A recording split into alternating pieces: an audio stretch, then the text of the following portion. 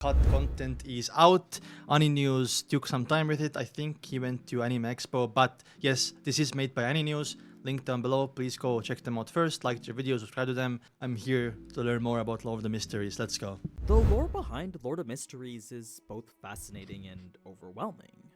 True. First part more so. Overwhelming, it depends who watches it, right?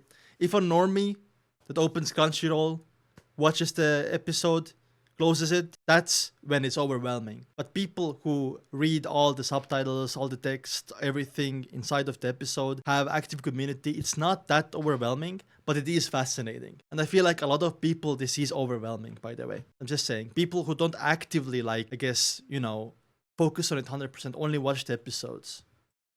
Whether it be Beyonders, the Paths, the secret organizations, or the world it all takes place in. Look how beautiful Dingen is, by the way. Oh my god. All of it is so meticulously crafted and richly layered that it pulls you deeper with every revelation. Yep, None true. of it is spoon-fed to you either, so you're kind of piecing Exactly. it all together just like how Klein is.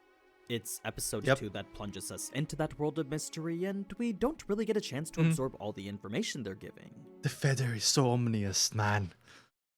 Combine this with the fact a lot of that information is condensed for brevity's sake, and I can see why so many people come out confused. I'm sure over time, repetition will make lots of these concepts more clear, but the parts of the web novel this episode should have covered has so much more to it. Yeah. Wasn't episode 2 like, I don't know, 50 chapters or some shit? No, I think 35. There was discussion in my Discord where I think episode 1 was 15 and episode 52 was 50. Or 35? No. I'm getting mixed up. I think episode 1 was 15, episode 2 was 35, or something like that. So, if you're curious to see what you missed and learn more about the world Lord of Mysteries has to offer, stick around since this will cover all of it. Whenever I see Roselle, I'm getting like, ugh. You know what I mean? Like, it gives off, like, bad vibes? That's mainly because he introduced colonialism as well. But, like, I don't think it's only that. It just gives me, like, the Jeepers Creepers, you know? Let's get started. Last episode, we ended things right after Klein finished his first attempt in the Grey Fog, so let's pick things up immediately after. Setting aside the whole chapter dedicated to Olger and Audrey, there was a blink and you miss it moment. There was a whole chapter dedicated to Olger and Audrey. Setting aside the Interesting. We did not see that. I guess the after credit scene in episode 4, we had like the Susie part. By the way, Susie best girl, just saying. But we didn't see much of Olger at all. I wonder if they're gonna introduce different character story arcs later in the Tonghua. Also, we have 13 episodes plus 2, right? So I wonder if those plus 2 episodes that we have at the end of this season are gonna be character-specific episodes and not only about Klein or the Nighthawks. You know what I mean? whole chapter dedicated to Olger and Audrey, there was a blink and you miss it moment giving context to what just happened with Klein. Wait, let's lock in. What does it mean? You see, these 4 dots were Exactly, the 4 dots. So in episode 4 as well. clearly a result of the ritual. True. They seemed to correspond with the 4 corner setup, allowing it to happen. That's something I missed, by the way. I tried to notice all the details, but I think that's the one I missed. But I saw it in episode 4. So Klein figured it meant he no longer needed to gather food in order to do the ritual. Oh, yep. Makes sense. As amazing as that was if true, what was terrifying was the idea that Chinese divinations from Earth could produce real and lasting effects here. All the ideas in my head overflowing right now. Later, I have to make a new Google Doc where I have to write down all my theories. I feel like it's a slippery slope soon where my theories are gonna get mixed up with the canon of the story. You know? It was yet another of the strange and unnatural things Klein would be exposed to. Enough that he was starting to see why the fear of the unknown was even a thing to begin with. Now, 3 hours had passed since he first entered the fog, so before he would contemplate what exactly just happened, Klein decided it was best to eat first. He would True, he tried. Yeah, true. prepare a meal out of some bread and potatoes, knowing full well he'll just eat meat whenever he wants anymore. It was a clear downside Oh, because he's poor. to being in this new world of his. Before it was Nighthawks. A full stomach would allow him to think things Or over got paid. clearly, though, so it was after eating that he would come to the conclusion becoming a Beyonder was a priority. After Alger and Audrey had expressed such interest in it, to Klein this seemed like the best way to overcome the unknown at the moment. Of course, he had no idea how exactly to become a Beyonder, but if he waited long enough, eventually the formula for the spectator That was cool, by the way. potion would become known to him. Alger was eventually gonna tell Audrey it, so it was after that he could just create it himself. Klein's next priority was to figure out what happened to the original Klein, so that included why he killed himself and what happened in the events leading. I think the knowledge is killing you. In Law of the Mysteries, knowing too much is killing you. You know how Artifact 2049, sealed Artifact 2049, like overpowers you in some ways, like stuns you. So I think the Anticonus notebook kind of acts the same way, and reading the information from there or something, not only reading, but maybe Klein and his classmates, the information that they got from that notebook leaded them to kill themselves. It's not just by reading what's written down. I think it was more like discovering something or understanding something from it that made them enter life. God, but to the original Klein, so that included why he killed himself and what happened in the events leading up to it. This also included trying to recover as many memory fragments as possible. But look, by the way. This also Look how these two killed themselves.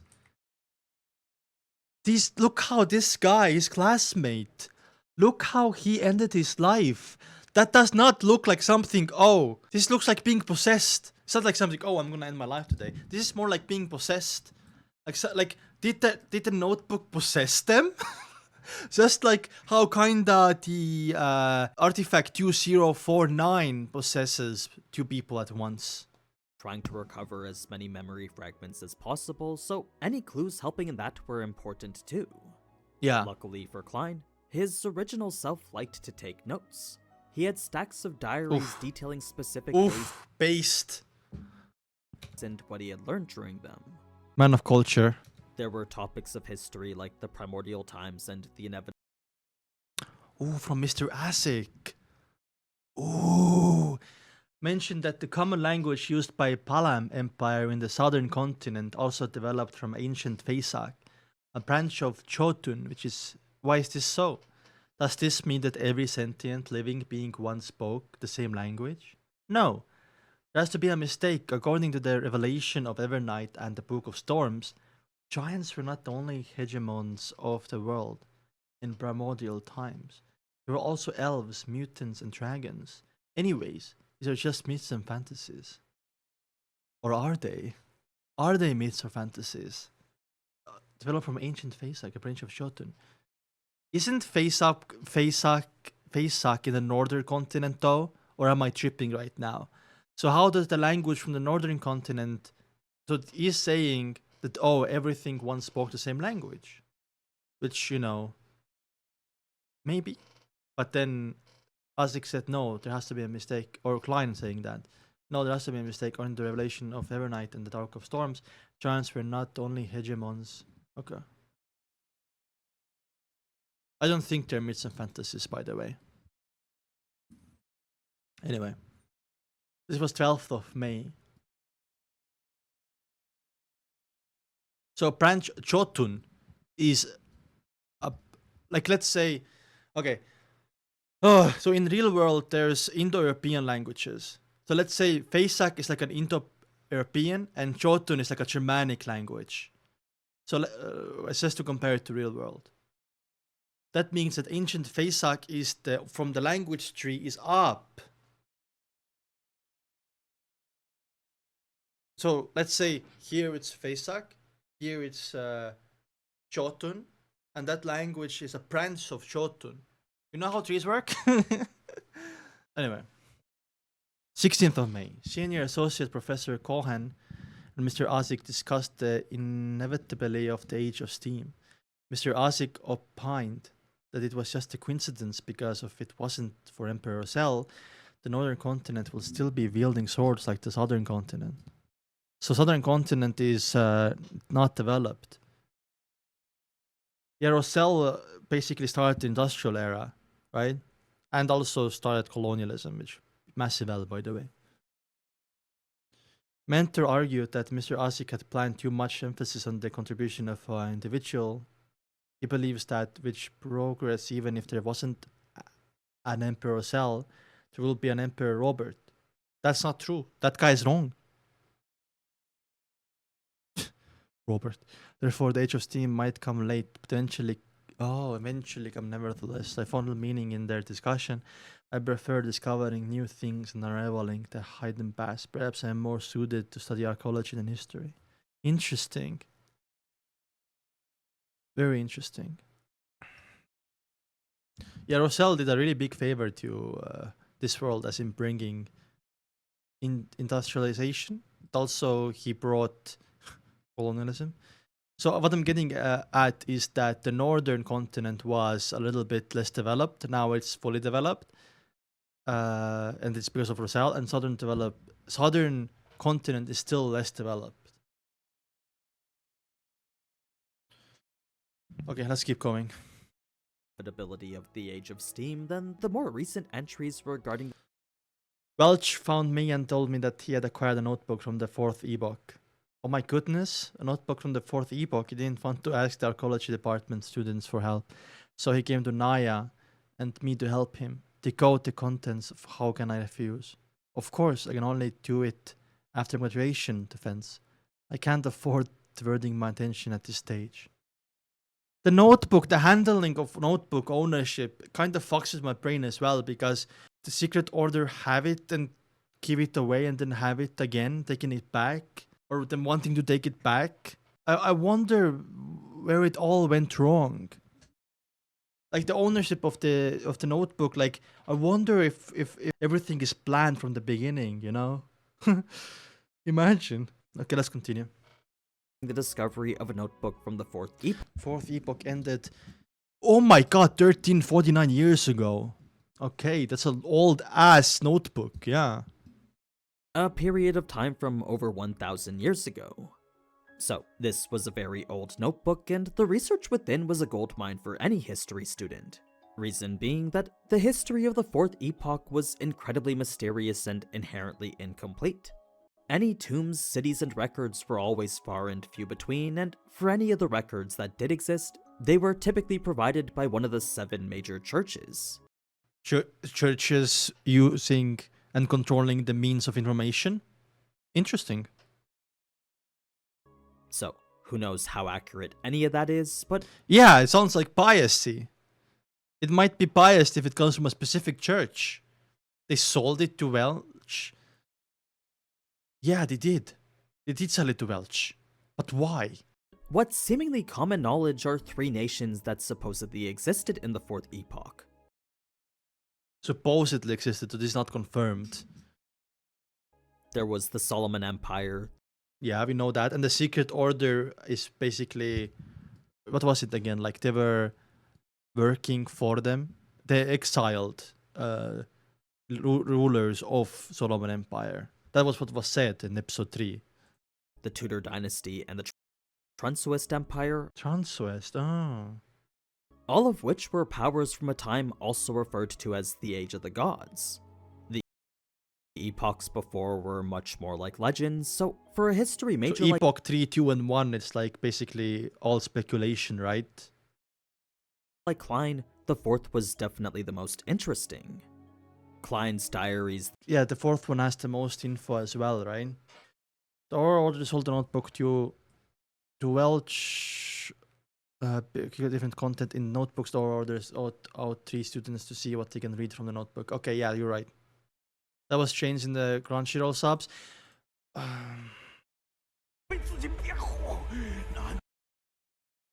Investigation. Anticonus.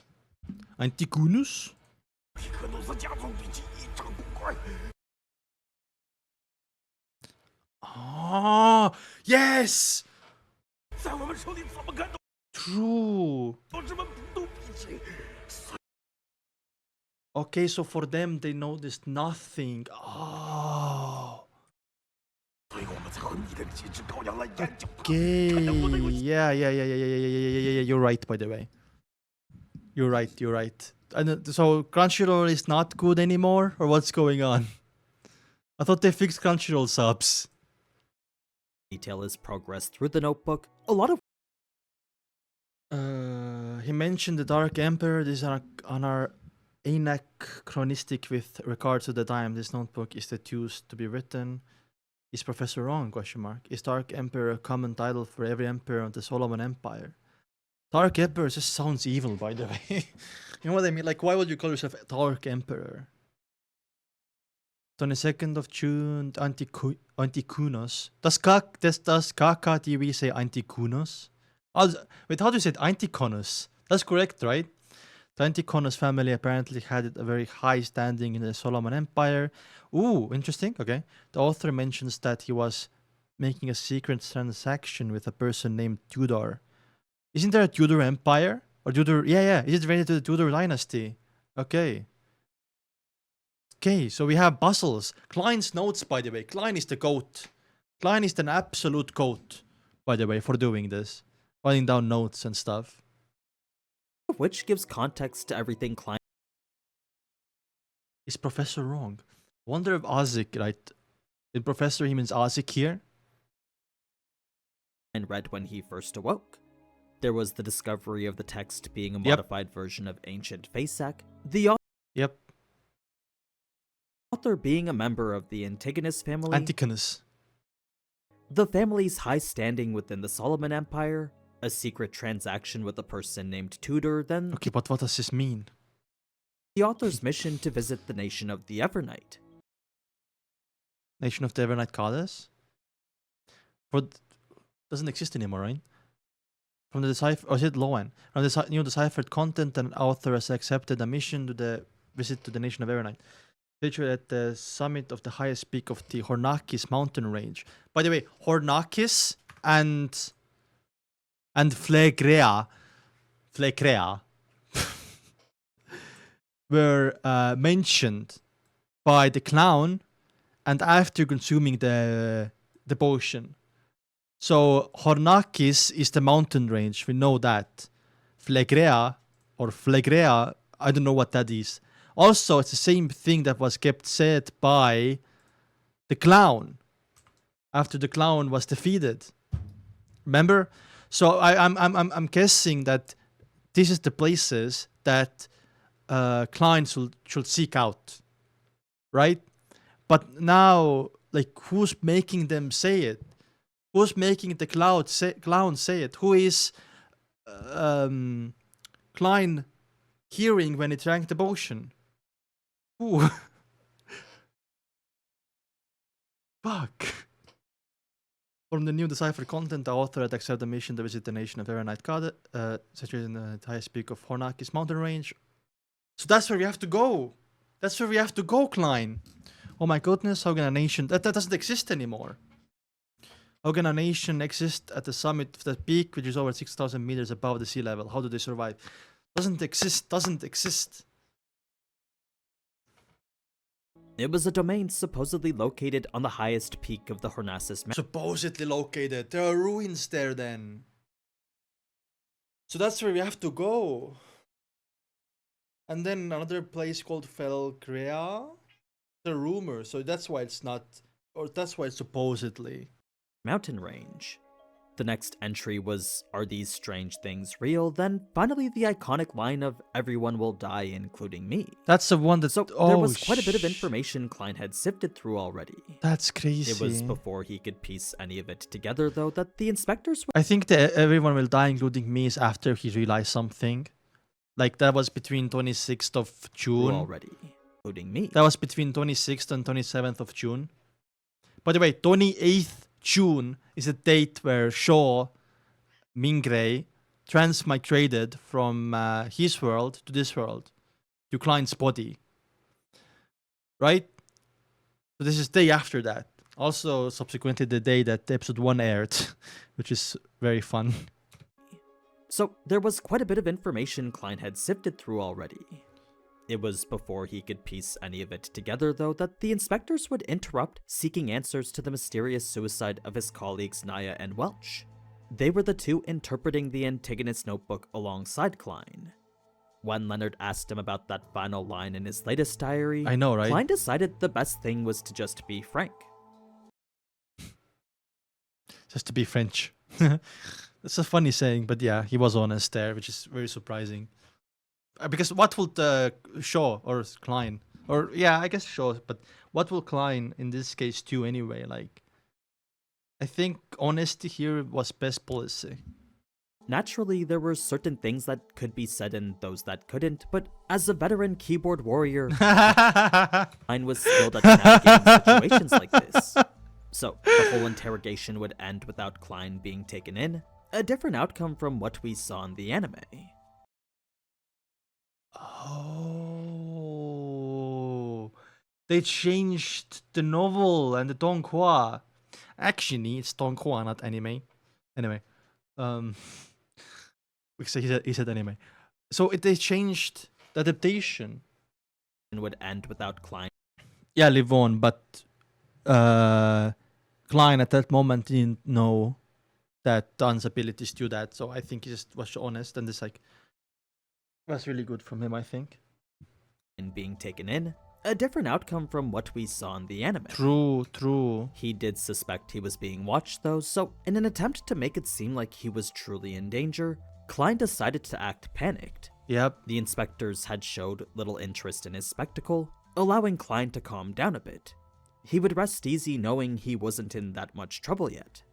This would then lead to a whole chapter dedicated to his cooking, time he would use to Whole chapter of Klein cooking? You need to read that. This would then lead to a whole chapter should read dedicated to his cooking, time he would use to reflect on the past as well as the new simple life he was thrust into. Melissa would then come home and be shocked by the meal he cooked, But in the donghua, she woke up. and the two would share a heartwarming moment as brother and sister. That's The cute. night would then end mostly peaceful and uneventful, but it was once morning came that Inspector Dunn would come knocking again. He's so handsome, by the way. Holy shit. And this is like the point where the dream inception stuff was going on as well. He had found proof confirming Klein went to Welch's place on the night he died, so now he was back to take Klein in for more questioning. Okay, so that timeline in the show is different. Welch's place on the night he died, so now he was back to take Klein in for more questioning. Klein had already revealed everything he knew, but still that wasn't enough to prove his innocence. This put his transmigration secret at risk, and since the only other person he knew was a transmigrator was assassinated, Klein wasn't too keen on them. Oh, interesting. There is an assassin pathway. I wonder if it's assassinated by assassin pathway though. I mean, I think assassin is just the name of a pathway, right? Finding out about it. This led to his attempt at escape, which in the novel was pretty much like how we saw in the anime. That's cool. The only difference is that there wasn't this whole Inception-like sequence or was a dream to begin with. It was once Klein had awoken from it that he was surprised to see it was only 2 a.m. still. Dunn was still there waiting for him in the hallway, except now he was introducing himself as a Nighthawk. Yeah, true. It was a name Klein recognized as one of the codenames for the Church of the Evernight Goddesses Beyonder teams. A revelation that made Klein One off. names for the Church of the Evernight Goddesses Beyonder teams. One off. Names for the Church of Evernight Goddesses. It was a name Klein recognized as one of the codenames One of the code names. Okay, not one of the organizations. Okay, gotcha. for the Church of the Sorry. Evernight Goddesses Beyonder teams. A revelation that made Klein think Dunn had manipulated his dreams in a way that seemed like complete control over it. Klein was so smart to figure that out, by the way. Oh my god. What it really was, though, was simply Dunn entering his dream, then providing the guidance he thought was necessary. Mm-hmm. It was all part of figuring out whether Klein was telling the truth or not. And what we find out, he was telling the truth. He was telling the truth. Which, being frank, worked out. By getting him to recall his memories and his dreams, Yeah, true. suppressed emotions and dark thoughts should have become a lot more amplified. That being the case, whatever stories Klein tells there would be much more believable.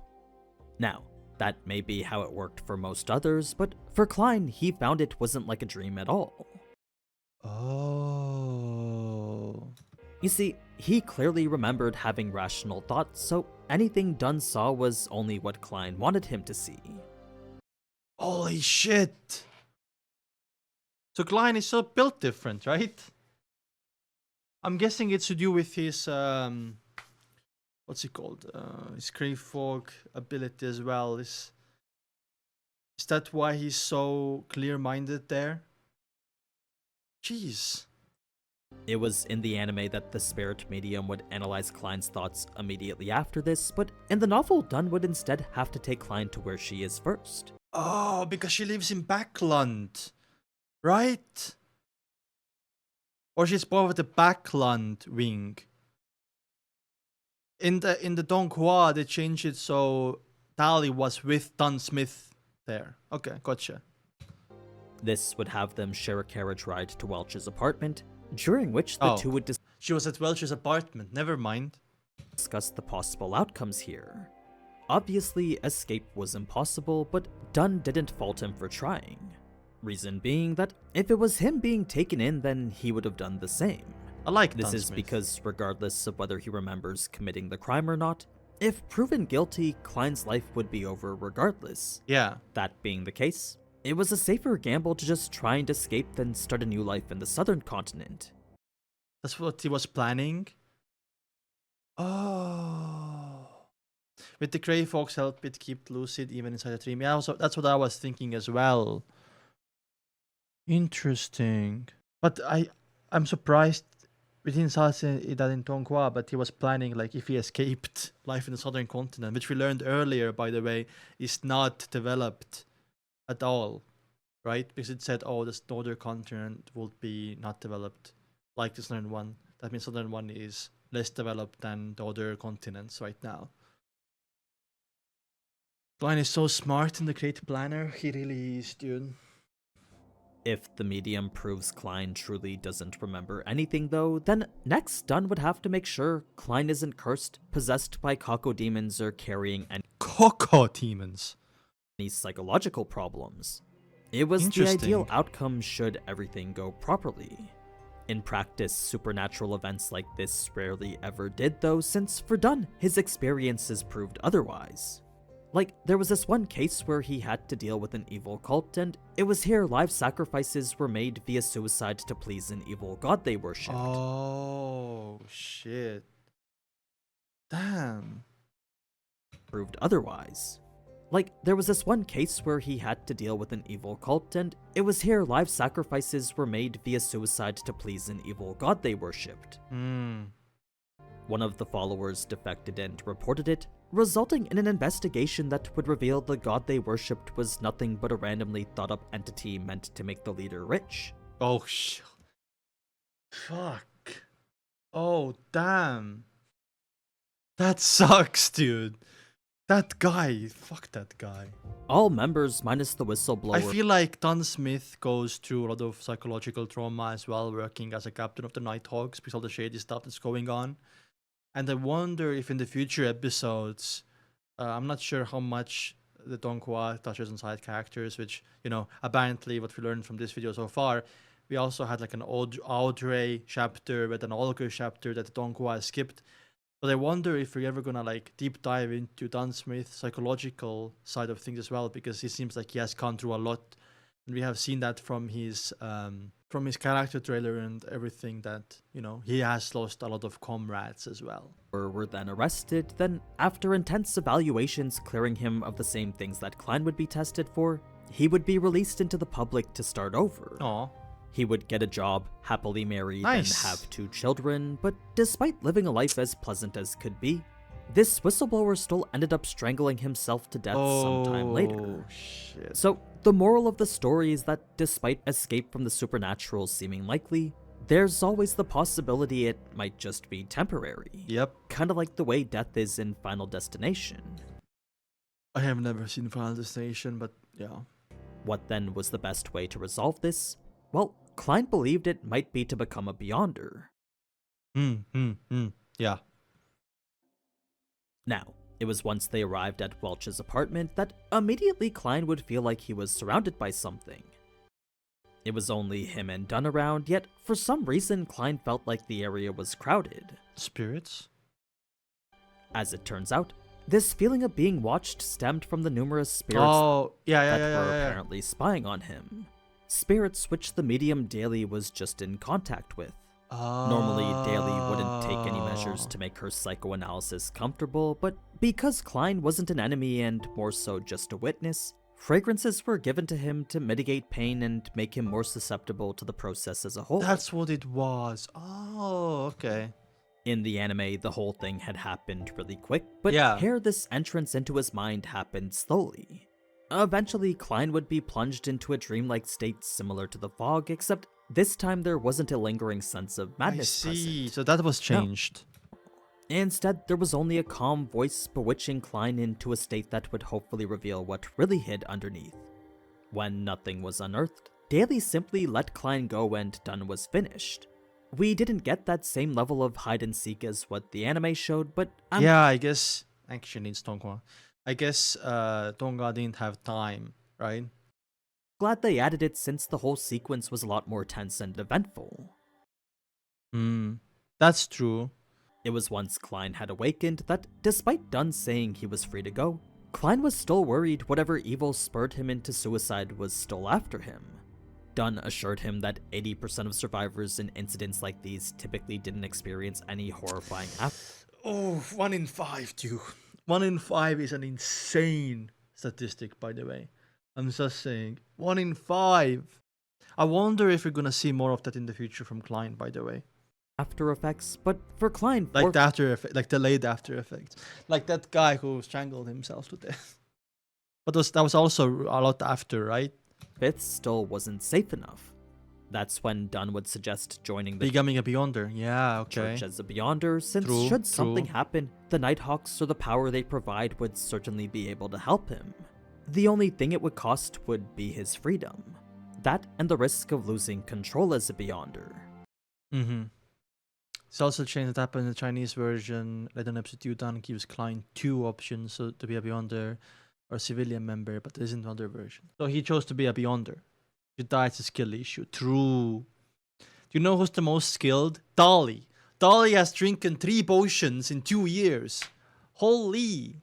But now Klein knows about the acting method that nobody else knows.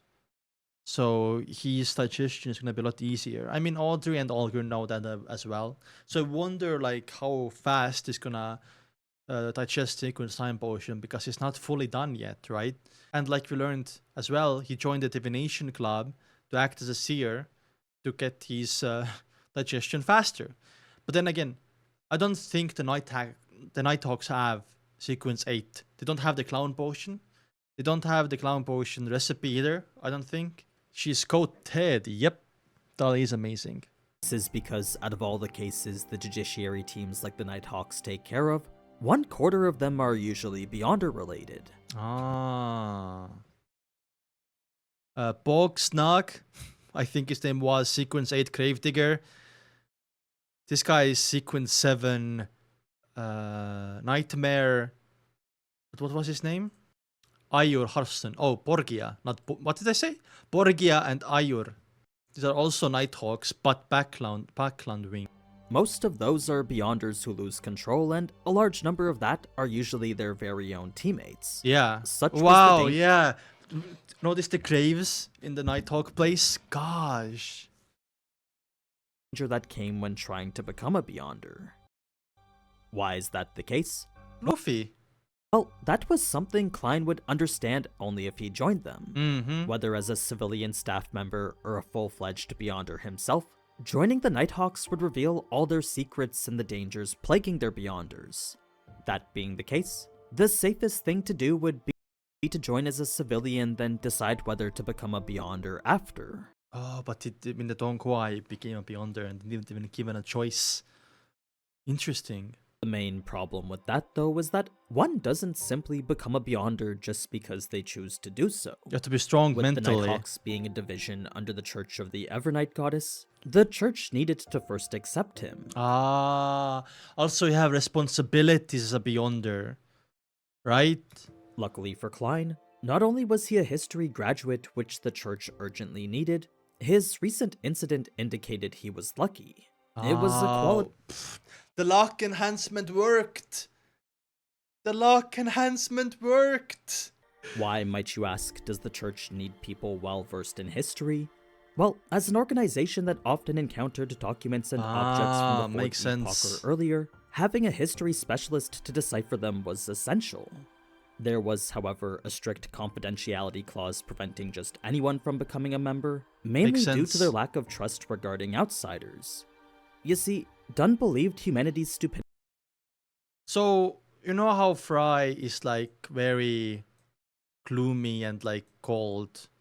Like this, right? I didn't show Fry fully, but Dolly is on the same pathway, and when you are Sequence 7, you also have Sequence 8 and Sequence 9 abilities, but Dolly doesn't seem that cold, you know what I mean?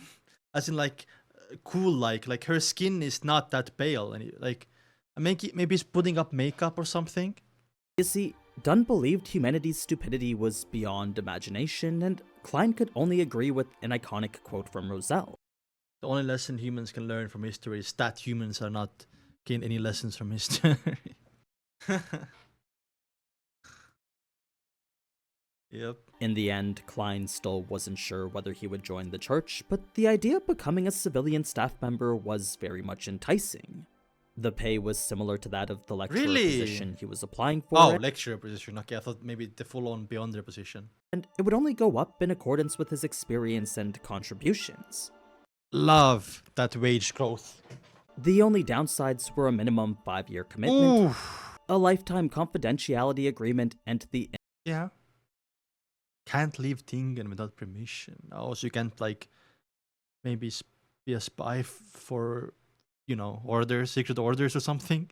Said in the old Neil corpse collectors assemble dead bodies. Yeah, they do, right? But Dolly doesn't seem like she does as much. I guess she is pale, honestly. Yeah. inability to leave the city without express permission to do so. There were also no weekends since shift work could be given at any time. Oh, sheesh. Okay. Flexible hours. That's what we call flexible hours. Yeah, she does put makeup on. Now, it was before Klein had come to the decision to become a Beyonder that he would first go back home to contemplate his options. He would spend a great deal of time comparing all the advantages and disadvantages. Well, now, when I heard that chapter... when I heard that episode 2 was 30-something chapters, I can see what they left out now. Which is a lot of decisions from Klein, cooking chapter, also Audrey and Olger's chapter, right? They had a standalone chapters apparently. So it now makes more sense how they were managing to adapt so many chapters into one episode. It was a thorough and comprehensive thought process that covered pretty much everything. What eventually went to sway his decision, though, was an interesting quote that went like this: "The inferior recluse hides away in the wild, the superior the crowd." It's quote from who? From Dunn? a quote that essentially means it's better for him to hide his identity as a Nighthawk rather than anything else. Doing so would also teach him concepts that would certainly help in the Grey Fog, so if he was to truly take advantage of those he brought into it, upping his general knowledge was definitely the best way to do so. Fast forward past a bit of lore regarding the world's transit system, and Klein would find himself The world's transit system. So when I was watching the trailers, I thought that the bridge above Dingen, it was like a train. So I wonder, it's because it's a pretty steampunky world. I wonder if trains exist. You know, maybe we're gonna see in the future train from Dingen to Backland, maybe. on his way to become a Nighthawk. At the pub, he would witness the grotesque sight of two dogs rapidly hunting hundreds of rats. Well, episode 2, I thought it was dog fighting, but actually dogs fighting rats, which is a Victorian, real thing from Victorian age. A spectacle built upon a betting sport to see which dog could catch the most. The That's bartender cool, actually. I'm glad they are not making dogs fight each other. would then direct him to a different location known as Blackthorn Security Company. Yep. The place where we see him meet Roseanne. Hello, She's Roseanne. been part of the Nighthawks for about 5 years now, and her father was a member who'd sacrificed himself around that same time as well. really? Ooh. Roseanne lore.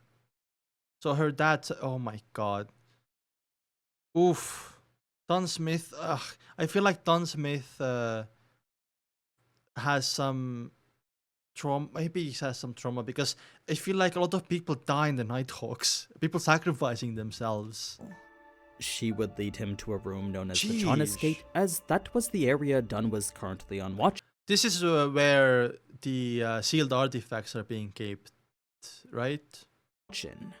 His contract would then be signed as quickly as we saw in the anime. Then the Blackthorn Security Company was revealed to actually be the 7th unit of the Awa County Police's Special Operations Department. So it's kind of like the CIA, or it's like a hidden. CIA is not hidden, but if you will compare it to a hidden like organization, if CIA was hidden, it would be like the CIA, I guess. Unit 7 Awa County Police Special. Units 1 to 4 did basic security and police stuff, while Units 5 and Okay. up handled supernatural incidents in whatever city they were stationed in. Okay. For the Nighthawks specifically, they handled incidents related to followers of the Evernight goddess, specifically those in their own city of Tingen. Oh. Unit 6 were the mandated punishers of the Lord of Storms, and they handled the area Really? Okay, we're learning stuff here about other organizations. Mandated punishers of Lord of Storms, and they handled the area. around the Pier region. Ah. Unit 5 was a group known as the Machinery Hive Mind, and they were responsible for the university my area God. and suburbs. Now, the Nighthawks I weren't wonder if we're gonna meet these groups in detail later. that big at all, since the total number of them was only 12. There were 6 Wait, really? That's why. They were responsible for the university area and suburbs. Oh. Now, the Nighthawks weren't that big at all, since the total number of them was only 12. I see. There were 6 formal members who acted as Beyonders, then another My crush, by the way. only 12. There were 6 formal members who acted as Leonard. There were 6 formal members who acted Beyonders, as... then another 6 who worked as civilian Okay, staff. but is it now 7 and 6 because of Klein? Or is it now 6 and 6? Klein included. This brings us now to quite a bit of lore, since Dunn's conversation here talked about everything from the myth of creation to the Beyonder potion system. If we focus on the myth of creation first, the story shared is surprisingly consistent across all major churches. It's interesting to me that churches are working together because usually there's rivalry. Is that a real... Like, I think that's a thing, right? Rivalry between churches? Or it's like unusual that different kinds of church institutions like each other and work together. The myth of creation first, the story shared is surprisingly consistent across all major churches. Yeah. None devalued the tales of the other gods, so either the creation myth was Interesting. We know that all gods are real, by the way. We know that. It's just a matter of worshipping. I think in episode 2 or 3 when we talked about other gods, and I think it was episode 2 of All New Lessons, I used the word believe in, but I think the right word is worship. real, or the churches had a long history of So, yeah. tales of the other gods, so either the creation myth was real, or the churches had a long history of interreligious conflict, What ultimately the fuck is this, dude? Or a long history of interreligious conflict. resulting in a strategic Ugh, shared I got myth that they could chills. all agree upon. What? Either way, in every scenario, it all Ugh. Wait, I'm listening. I had to lock in and not focus on the backgrounds, but focus on what he's saying. myth that they could all agree upon. Either way, in every scenario, it all began with the creator. Interesting. This is like the god of, what is this, like animals? Anyway, I'm gonna focus on the text. Maybe it's spoilery. They had awoken from chaos, shattered the darkness that enveloped everything, then fused into the universe to make all that exists. Every part of their body had become something. Oh, there we go. Eye, sun, and crimson moon, lungs, elves, heart, giants, brain, dragons, liver, treants, kidneys, feather, serpents, hair, phoenix, ears, demonic fools, mouth and teeth, mutants, stomach, intestines, evil parts. Evil parts? Devils, sea monster, spirit, created gods, wisdom, created humans. Evil parts as in like, what are the evil parts? Anyway, interesting. This is really interesting. So, by the way, all of these things, dragons, treants, giants, elves, I think they're real. Even though, like, I think Ozic said, and we saw that from Klein's notebook earlier in this video, that myths don't exist, but I think, honestly, they do exist. And maybe we're gonna see that in the future, very, very soon. The most important, however, was his spirit, since that became the other deities like the eternal blazing sun, the Lord of Storms, and the spirit, since that became the other deities. The most important, however, was his spirit, since that became the other deities like the eternal blazing sun, the Lord of Storms, and the God of Knowledge and Wisdom. His wisdom had also given birth to humanity, and all that would be part of an era known as the First Epoch. Oh, it was a period of— damn! Wait, I just got chills. First Epoch, second and third one, we don't know much about those times, right? These time periods are speculations most part. Oh, okay. humanity, and all that would be part of an era known as the First Epoch. It was a period of time otherwise known historically as the Chaos I wonder why. What happened during the First Epoch? The Second Epoch was a bit unclear, but it's written that this was the era when the Evernight goddess awoke. Awoke. How does a god or goddess just awoke out of nothing? I think there's a pathway to becoming a god, and the secret is in the pathways. Pathway! Wait, let me cook. Wait. I did not intend to mix pathway with pathways. I think that's on purpose, right? Has to be. There's a pathway of becoming God by leveling up in the sequences.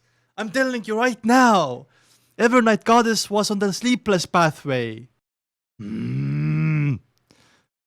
People might... I'm not doing chat right now, but I feel like people are laughing at me, or they're like, this guy's cooking. And I feel like it's both. They're proud of me that I'm trying to make theories, and they're also laughing at me. Anyway. Together, her and the other gods would work together to help humanity survive the cataclysm. It was a new era. In Second Epoch. Kind of feels like the cataclysm will be something in the First Epoch because he called the Chaos period as well. To help humanity survive the cataclysm. Of strife defining the Third Epoch. This Ah. would be the same time that Mother Earth and the God of Combat would appear as well. Then finally, Something does not appear out of nothing. Something does not appear out of nothing. I'm just saying. the God of Craftsmanship would be born in the Fourth Epoch. Oh. Ooh, wait, was it Rosell who renamed craftsmanship to steam and machinery? I think that was said in previous cut content. So it's from this that the more ancient gods were the more traditional, making the Evernight goddess not as orthodox as the original. Oh, but now they are. Now, sorry, not they. Now she is. Because enough time has passed. She's orthodox now. The Evernight goddess is nobler than the stars and more eternal than eternity. She's also the Lady of Crimson, the Mother of Secrets, the Empress of Disaster and Horror, Mistress of Calm and Silence. Holy shit, those titles. Damn. Evernight goddess probably a baddie, right? Okay, I'm cringing myself, dude. I'm cringing at myself. I should not have said that. However, was well known by many titles, most of which Klein's mother would recite every evening before dinner. Ah. So like I see. Klein's mother would recite every evening before dinner. Using the honorifics to Bray. Lady Right? of Crimson symbolized the red moon, Yep. tying the Evernight goddess to the eye of the creator from which it came. So, if the first three gods came from the creator's spirit, it's Holy shit, dude. just as impressive that the Evernight goddess came from its eye. All the other gods had similar explanations too, but for the most recent Well, then, if that's true, maybe the true creator created. No. But the only god figure we have seen is the true creator that Don Smith saw at the end of last episode, episode 5. No, episode 4. And they were chained up. Why were they chained up? God, I'm really interested in that. from its eye. All the other gods had similar explanations too, but for the most recent upstart I of the god of see. craftsmanship, That's the official explanation to that then. So, do the churches themselves make explanations of their gods? So, does the Church of the Evernight Goddess say, oh, our god came from the eye of the true creator? True creator is an evil god. Oh, okay. I see. their church was True, actually, because true creator is none of the Orthodox gods. But I thought, okay, yeah. relatively weak until the creation of the steam engine. Rosell is carrying this fucking religion. Wait, let's go back. But for the most recent upstart of the god of craftsmanship, their church was relatively weak until the creation of the steam engine. Wow. Thank Now, you, Rosell. with humanity being born from the creator's too, that meant everything stemmed from the same origin. They may not be blessed with magical powers right from the get-go, but over time, humanity figured out how to obtain that power via other means. Yep. This would be the power of the Beyonders. They found that by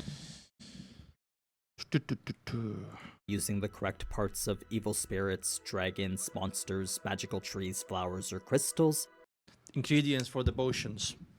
combining them together would create a potion. True creator and the original creator are two different things. Yep, I got confused for a second. Don didn't actually see the true creator, it was more of a representation of him. Oh. True, thank you, that's so useful. Thank you, OG and Just a Spider. That's just very useful info. Like, quite a little bit holding my hand here. Thank you. Consuming this potion would then provide some sort of special ability, the power of which depended on how high grade the potion was. Yep. Consuming them didn't always mean success though, as there were 3 possible outcomes of failure. I First wonder was what the success rate is on the Sequence 9 potions. Right? Like, imagine, like, everyone wants to become a Beyonder, and that's the opportunity to... I think the success rate, maybe we don't know. But I want to imagine that it's not that high or low. complete breakdown of the body, a terrible fate in which the person would become a monster.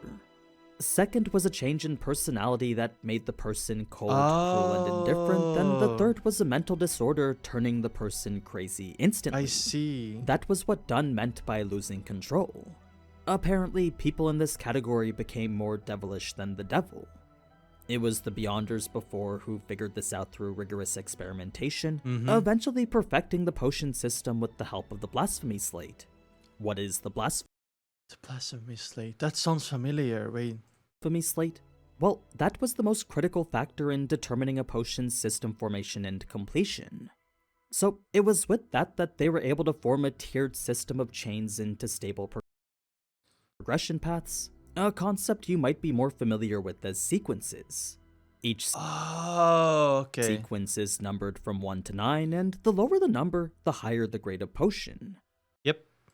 Currently, each of the 7 major churches held control of at least one complete sequence, while others have remained incomplete for centuries to millennia. Oh, really? For a bit more context on the Oh, really? Oh, shit. Theories are falling apart then. Blasphemy Maybe. Slate, all that's known about it is that it was created by some evil gods. Oh.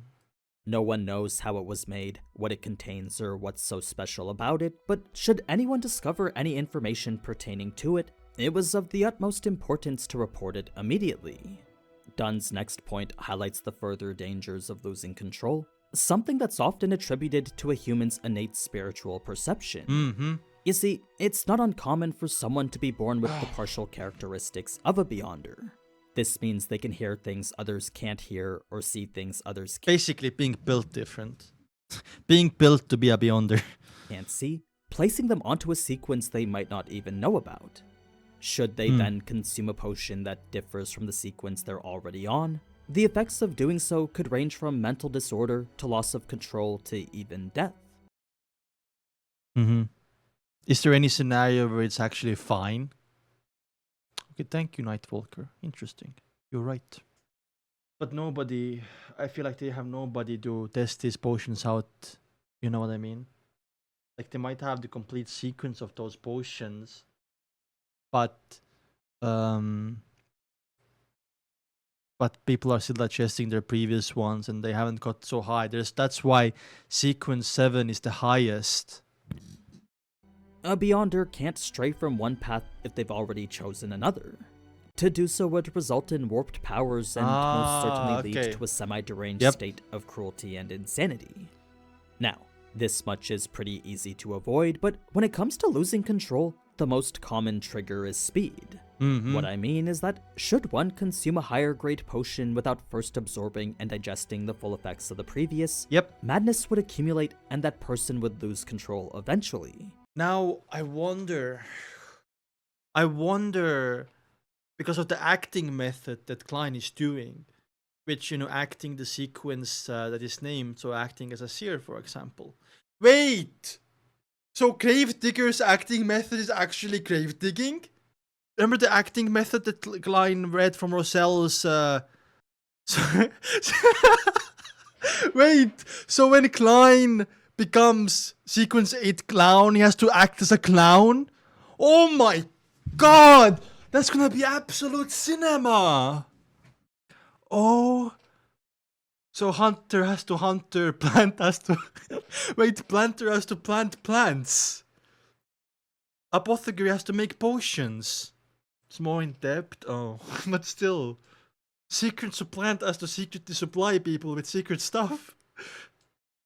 Oh my god. Remember the meme gif? You mean this one? This one? Gravediggers be like. Oh my god, average day of Gravedigger. By the way, join my Discord. Join my Discord. Link down below. Anyway, go back. So There's funny. There's no telling how long it takes for a potion to be fully digested, but as is standard with the Nighthawks, depends on the person, right? And now Klein is gonna speed up the method by acting as a seer. That's the purpose of joining Divination Club in the first place. One potion can only be taken every 3 years. It was a strict waiting period that... Every 3 years, and Dolly took 3 and 2 years. I keep saying it. I am Dolly enjoyer.